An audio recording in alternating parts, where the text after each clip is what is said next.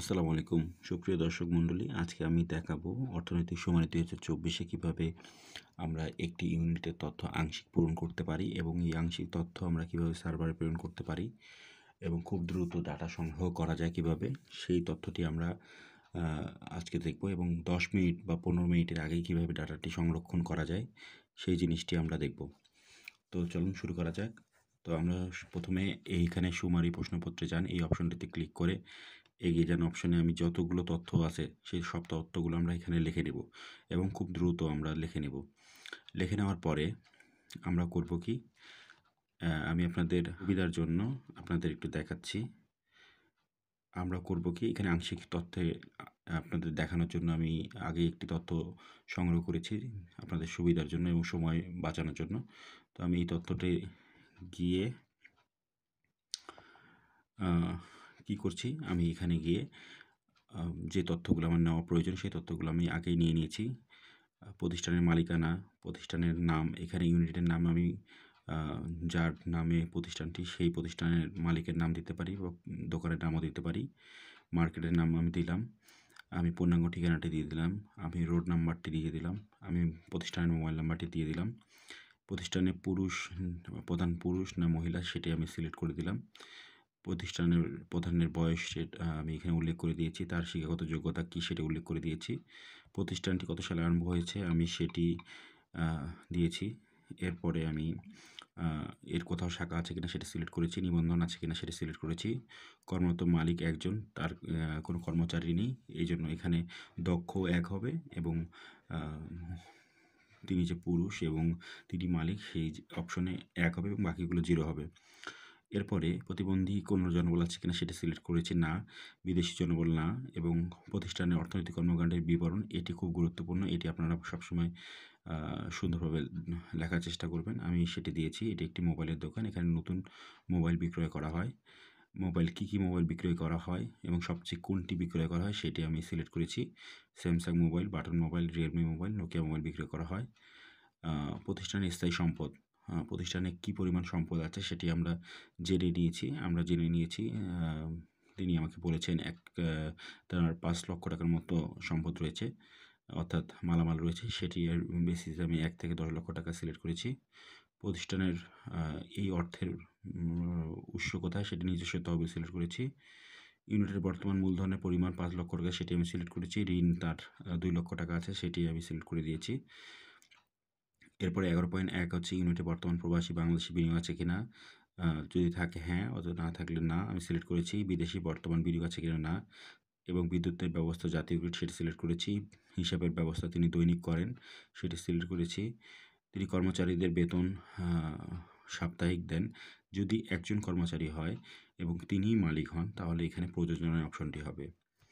আর যদি কর্মচারী থাকে, তিনি যদি দৈনিক বেতন দেন সেটি আমরা সিলেক্ট করব, সপ্তাহে দিলে সপ্তাহে সিলেক্ট করব, মাসিক হলে মাসিক সিলেক্ট করব। দ্রব্যপণ্য বাজারে বিক্রয়ের ক্ষেত্রে বিক্রয় পদ্ধতি, তিনি খুচরা বিক্রয় করেন এবং খুচরা সিলেক্ট করেছি। ই-কমার্স বা অনলাইনে ব্যবসা সম্পৃক্ত কিনা সেটি সিলেক্ট করেছি না। তার ইন্স্যুরেন্স আছে কিনা সেটি না সিলেক্ট করেছি। গবেষণা বা উন্নয়ন ব্যবস্থা আছে কিনা সেটি সিলেক্ট করেছি না। অগ্নি নির্বাপক ব্যবস্থা আছে কিনা না। তার বর্জ্য ব্যবস্থা বা ওয়েস্ট ম্যানেজমেন্ট সম্পর্কিত কোনো কার্যক্রম আছে কিনা। কোনো প্রতিষ্ঠানে যদি ময়লার ঝুড়ি থাকে, সেটি থাকলেও আমরা এখানে হ্যাঁ অপশন ক্লিক করব। আর যদি না থাকে, একদমই না থাকে, তাহলে না অপশন ক্লিক করব। প্রতিষ্ঠানটির পরিবেশগত ছাড়পত্র আছে কিনা না সিলেক্ট করেছি। ফায়ার সার্ভিসের ছাড়পত্র আছে কিনা না সিলেক্ট করেছি। প্রতিষ্ঠানে টয়লেট ব্যবস্থা আছে কিনা, তিনি বলেছেন হ্যাঁ তার টয়লেট ব্যবস্থা রয়েছে এবং মহিলাদের জন্য পৃথক টয়লেট ব্যবস্থা রয়েছে, তাই আমি হ্যাঁ সিলেক্ট করেছি। ডে কেয়ার ব্যবস্থা আছে কিনা না সিলেক্ট করেছি। কর্মীদের জন্য নিজস্ব পরিবহন ব্যবস্থা আছে কিনা না সিলেক্ট করেছি।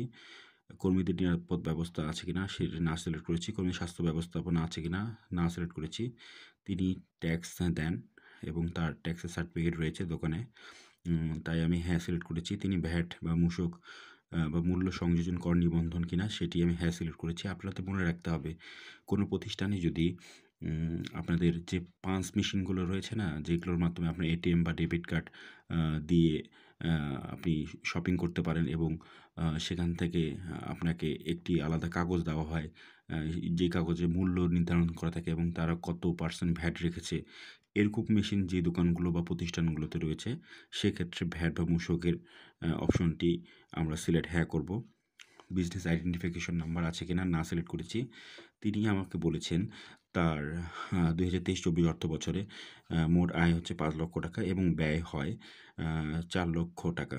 সেক্ষেত্রে আমি সেটি সিলেক্ট করেছি। আসলে ব্যয় এবং ৳৫,০০,০০০ যে তার আয়, এই জিনিসটা সাধারণত একজন প্রতিষ্ঠান প্রধান বা প্রতিষ্ঠানের মালিকরা বলতে চায় না। আপনারা টেকনিক করে শুনে নিতে পারেন। যেমন উম আ তার মাসে ব্যয় হয় কত? একজন প্রতিষ্ঠান প্রধান অবশ্যই তার কত ব্যবসা করতে গিয়ে কত ক্ষতি হয় বা তার কত খরচ বের হয়ে যায়, সেক্ষেত্রে সেটা তারা ইজিলি বলে। আপনার সেটার ক্যালকুলেশন করে তার দৈনিক কত আয় হয় সেটি সেটির সাথে ৩০ গুণ দিয়ে আপনি মাসের হিসাব বের করতে পারবেন এবং যেটি বের হবে সেটির সাথে আপনি যদি ১২ মাস অর্থাৎ ১২ গুণ দেন, তাহলে আমরা বছরে কত তার ব্যয় হয়ে যায় সেটি আমরা বের করতে পারি।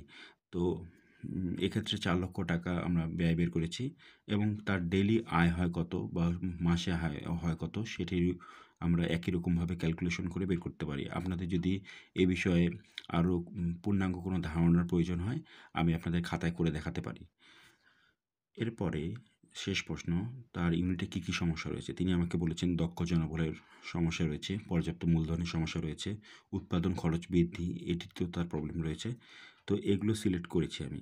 এরপরে আমি করব, যেহেতু আংশিক আমি সেভ করব, সেহেতু আমি আংশিক সংরক্ষণে সিলেক্ট করতে পারি এবং আমি যদি এগিয়ে যাই অপশনে সিলেক্ট করি তাহলে এটা আমার সম্পূর্ণ কাজ হয়ে যাবে। যেহেতু আমি এটি আ পরবর্তীতে আবার আংশিক সংরক্ষণ করে করে নিতে পারি বা আমি যদি দেখি যেখানে আমার ১০ মিনিটের জায়গায় ৪ মিনিটে ডাটা নেওয়া সম্পূর্ণ হয়ে গেছে, আমি সেক্ষেত্রে আংশিক সংরক্ষণ করতে পারি। আসলে হয় কি, আমরা যখন একটি প্রতিষ্ঠানে তথ্য নিতে যাই সেখানে আমাদের ১০ থেকে ১৫ মিনিট সময় লাগে। তো আপনারা যেহেতু পরিবর্তন অপশনটি চালু রয়েছে, আপনারা এক্ষেত্রে ডাটাগুলো আপনারা নিজেদের মন মতো করে ডাটাগুলো সংরক্ষণ করতে পারেন এবং পরবর্তীতে সেই দোকানে গিয়ে আপনি সিরিয়াল ওয়াইজ নামগুলো শুধু চেঞ্জ করে দিয়ে আপনি ডাটাটি সঠিকভাবে পূরণ করতে পারেন। তবে এক্ষেত্রে অবশ্যই সৎ পথে ডাটা অবলম্বন করবেন। এটি একটি টেকনিক। এই টেকনিকে আপনি আপনার সময় বাঁচাতে পারেন। এজন্যই আমি বলছি আপনি আ যেকোনো তথ্য, যেমন সাপোজ আমি এখানে ৫,০০,০০০ আ সেভ করে নিয়েছি। তিনি আমাকে বললেন ৩,০০,০০০। তো সেক্ষেত্রে আমি এখানে আবার এডিট করতে পারবো এবং তিনি বলেছেন যে আমি ভ্যাট দেই না। সেক্ষেত্রে আমি না অপশনটি সিলেক্ট করতে পারবো আবার।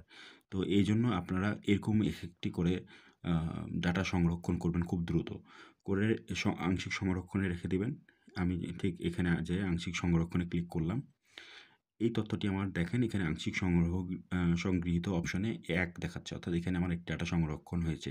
এভাবে ঠিক আমি সুমারি প্রশ্নপত্রে গিয়ে আরেকটি ডাটা সংগ্রহ করে আংশিক সংরক্ষণে যদি সেভ করে রাখি তাহলে আমার ২ অপশন আসবে।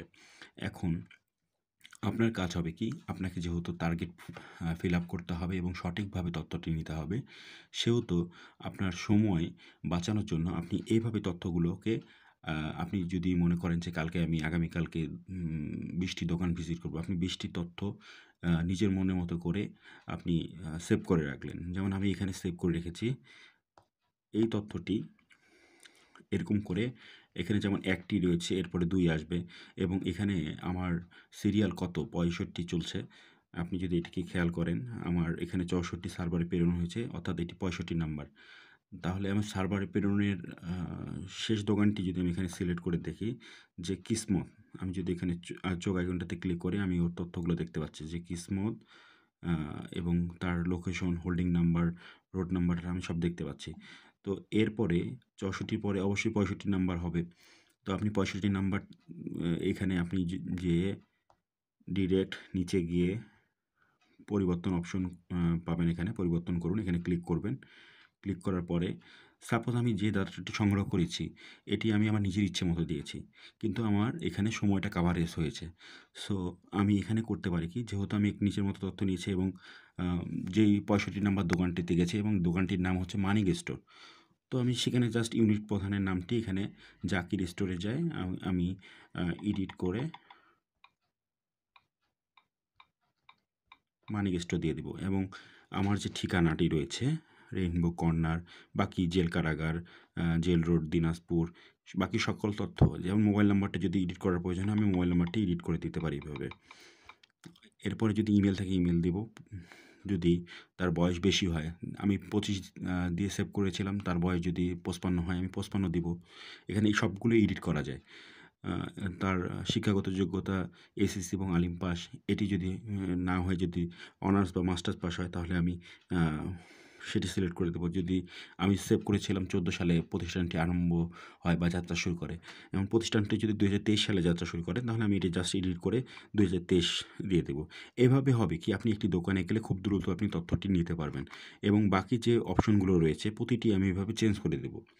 অর্থাৎ আমাকে যে তালিকাটি দেওয়া হয়েছে সেই তালিকাটা দেখে আমরা প্রথমে কাজ শেষে, সারাদিন কাজ শেষে আমি সার্ভে করতে পারি যে আমার 64 নাম্বার আ তার পর্যন্ত আমার কাজ শেষ হয়েছে, এবং 65, ছেষট্টি, 67, 68 এভাবে সিরিয়াল ওয়াইজ কোন কী দোকান রয়েছে আমি সেই অনুযায়ী নামগুলো আগেই লিখে রাখতে পারি, এবং পরের দিন যখন আমি কাজ করতে যাব তখন আমি সেই দোকানে গিয়ে দ্রুত ওই অপশনটিতে পরিবর্তন করে, আংশিক তথ্যের ঘরে গিয়ে পরিবর্তন করে আমি তথ্যগুলো নিতে পারি বা সংশোধন করে দিতে পারি। যেমন দেখেন, আমি আংশিক তথ্য আমি কিন্তু এখনও সার্ভারে প্রেরণ করিনি। তো আমি এই আংশিক তথ্যের অপশনে গিয়ে বারবার এডিট করে আমি এটাকে চেঞ্জ করে দিতে পারবো। তো আপনারাও এভাবে, যদি আপনি আগামীকালকে 20 টি দোকানে বা 20 টি প্রতিষ্ঠান কাজ করেন, তো আপনারা এইভাবে 20 টি প্রতিষ্ঠান বা দোকানের নাম এভাবে লিখে রাখতে পারেন, এবং আপনি যখন যেই প্রতিষ্ঠানে যাবেন এবং যেই প্রতিষ্ঠানে যেই অর্থনৈতিক সুমারি দেওয়া সিলটি আপনি লাগাবেন, সেই সিরিয়াল নাম্বারটি এখানে শো করবে। যেমন 1 এর পাশে দেওয়া আছে 0.65 সরি। তো আপনি 65 নাম্বার যে দোকানটি গেছেন সেখানে আপনি আগেই তথ্য নিয়েছেন আপনার ইচ্ছে মতো বসিয়ে। তো আপনি জাস্ট পরিবর্তন করে সেই নামগুলো সংশোধন করে দিতে পারেন। তবে অবশ্যই সঠিক তথ্যটি দিবেন। এটি একটি টেকনিক। এই টেকনিকের মাধ্যমে আপনাদের কাজ খুব দ্রুত হবে এবং আপনাদের নির্ধারিত টার্গেটও ফিল আপ হবে। তো আমি মনে করি আপনারা যদি এভাবে কাজ করেন, আপনারা যেকোনো আ এরিয়া বা মৌজার যে প্রতিষ্ঠানগুলোর দায়িত্ব পেয়েছেন বা টার্গেট পেয়েছেন, সেই টার্গেটগুলো আগামী 26 তারিখের মধ্যে খুব সহজে এবং খুব দ্রুত কাজগুলো সম্পূর্ণ করতে পারবেন বলে আমি মনে করি। তবে অবশ্যই আমি আবার বলছি, ভিডিওটি সতর্কতামূলক। অবশ্যই আপনারা সঠিক তথ্যটিই দিবেন। আপনি যদি 65 নাম্বারের জায়গায় আ 67 নাম্বারের দোকানে তথ্য দেন, তাহলে আপনার সবকিছু ওলটপালট হয়ে যাবে। সো আপনারা সঠিক তথ্যটি দেওয়ার চেষ্টা করবেন, এবং আ দ্রুত কাজ করা যায় কীভাবে, এই টেকনিকটি আমি এই ভিডিওর মাধ্যমে দেখালাম। আশা করি আপনারা সকলে উপকৃত হবেন, এবং আমার ভিডিওগুলো যদি আপনাদের ভালো লাগে, তাহলে আমার চ্যানেলটি সাবস্ক্রাইব করবেন, লাইক করবেন, কমেন্ট করবেন, এবং আপনাদের বন্ধুদের মাধ্যমে শেয়ার করবেন। ধন্যবাদ, ভালো থাকবেন। পরবর্তী আপনারা কী ভিডিও চান সেটি আমার কমেন্ট বক্সে লিখবেন। আশা করি সেই অনুযায়ী আপনাদের ভিডিও দেওয়ার চেষ্টা করব। ধন্যবাদ। আসসালামু আলাইকুম।